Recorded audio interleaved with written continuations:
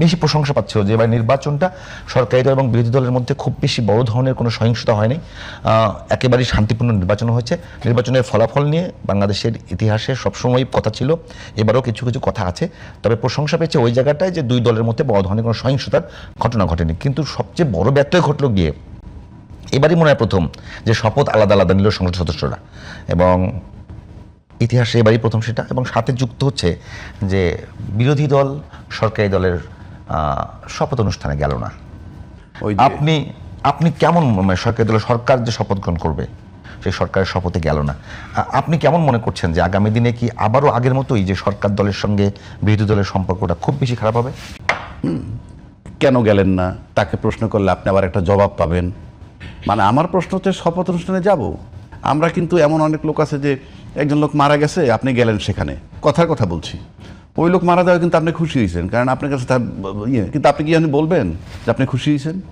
আপনি লিখবেন যে বা বলবেন যে না রে ভাই একজন ভালো মানুষ ছিল, কষ্ট পাইছি, ইত্যাদি ইত্যাদি। আমি যদি লৌকিকতাও বলি তাতেও শপথ অনুষ্ঠানে থাকা উচিত ছিল। শপথ অনুষ্ঠানে থাকলেই যে আপনি ওইটা মাইনে গেলেন তাও তো না, সুতরাং আপনি থাকতে পারতেন। যেমন আজকে সমঝোতা হয় নাই, সে মনে করেন গণভোট হইল, গণভোট হওয়ার পর কী হয়েছে, এখন মনে করেন গণভোটে বিএনপি বলতেছে যে না আমরা ওত নিব না, কি সাংবিধানিক সংস্কার কি সংবিধান সংস্কার পরিষদের হিসাবে আমরা নিব না। কেন নিব না? বিএনপি নিব না হয়তো বলে না যে আমরা এই মুহূর্তে নিচ্ছে না, সামনে নিতেও পারে, কিন্তু যে যুক্তিগুলো দ্বারা করে সেগুলোর প্রতিবাদ আমরা করছি, সেটা এখানে প্রাসঙ্গিক না। কিন্তু ওইখানে জামাত যেমন মন্ত্রিসভার ইয়েতে ছিল না, এই ওতে এটা সঠিক করে নাই আমি মনে করি, কারণ আপনি তো বাহ্যিকভাবে একটা হৃদ্যতা দেখাইতে হবে, বুঝাইতে হবে। আবার বিএনপি ওত নেয় নাই ওইটা নিয়ে সেটা বলতে পারে যে আমরা এই মুহূর্তে নিচ্ছি না, কথাটা কিন্তু বলে নাই। বলতে পারতো আমরা এই মুহূর্তে নিচ্ছি না, কারণ এখনও তো সংসদ অধিবেশন শুরু হয়নি, কিছুই শুরু হয় নাই, জাস্ট এলো। এই সব কিছু মিলে আমি যদি শুরুটা দেখি, শুরুটা দেখলে কেমন জানি আগের একটা পুরনো গন্ধ পাচ্ছি, যে এই ঐক্যমত্য না হওয়া, কেবল একটা নির্বাচন হইল এতদিন পর, সেক্ষেত্রে আমার কাছে মনে হয় হ্যাঁ ওই শপথে তাদের থাকা উচিত ছিল।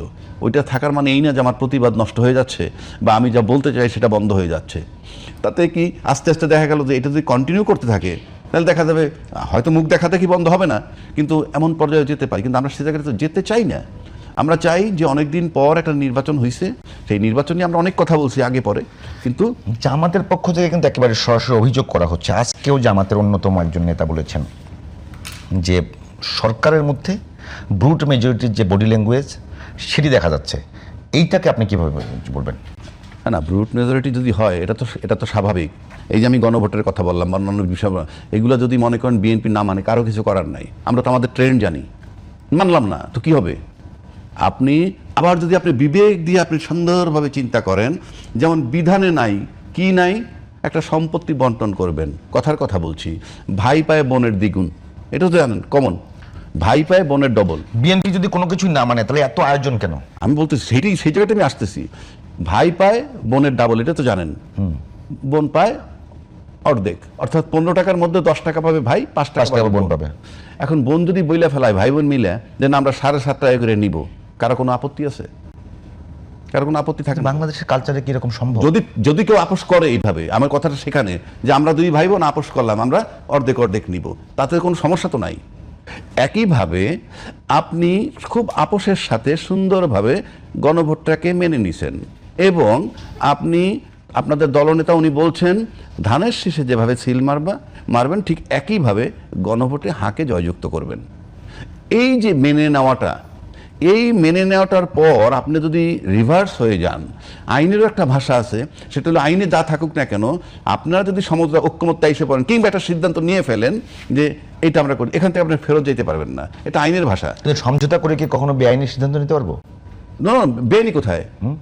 আপনি বেআইনি কোথায়? এটা বেআইনি কোথায়? কোনটা বলেন আগে বলেন। না, বিএনপির এবং এখন যে আলোচনাটা এবং বড় বড় আইনজীবীরা বলছে যে অধ্যাদেশ জারি করা হয়েছে জুলাই সনদ বাস্তবায়নের জন্য, সেটি করবার ক্ষমতা রাষ্ট্রপতি রাখেন না। আপনার তর্কের ক্ষেত্রে যদি আমি বেআইনিটা ধরে নিই, আপনি তখন মানলেন কেন? তখন আইনজীবীরা ছিলেন না?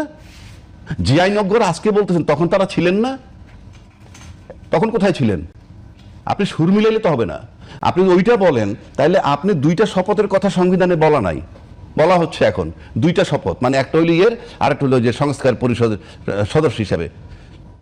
ওই সংবিধানটা তো ফেব্রুয়ারি 26-এ নির্বাচনও নাই, ওই সংবিধানটা তো অন্তর্বর্তীকালীন সরকার বলতে কিছু নাই। অন্তর্বর্তীকালীন সরকার অধীনে নির্বাচন করলেন, তারপরে আপনি বলতেছেন যে ওই সংবিধান মোতাবেক আপনি নির্বাচন দিলেন। ওই সংবিধানে 2026-এর ফেব্রুয়ারিতে নির্বাচন নাই, সেটার বর্ডার লাইন ছিল 7ই ফেব্রুয়ারি 2025 সর্বোচ্চ, 180 দিনের মধ্যে করলে সংসদ ভেঙে যাওয়ার পর। আজকে তাহলে আপনি ওত নিতেছেন কি হিসাবে? নির্বাচনটা করলেন কি হিসাবে? আপনি বলতে হবে তো, সংবিধানে কি বলা আছে ওই নির্দিষ্ট মেয়াদ পার হওয়ার পর আপনার যখন খুশি তখন নির্বাচন করবেন? দেখান আমার লেখাটা। আপনার সুবিধা মতো, ওইটাই তো কথা, যে ব্রুট মেজরিটি আপনি পেয়ে গেছেন, এখন you can take your decision. এটা কিন্তু আলটিমেটলি যদি এটা চলমান থাকে ইন অল রেসপেক্ট, তাহলে কিন্তু আমার কাছে মনে হয় যে আমরা কি বলে ভালো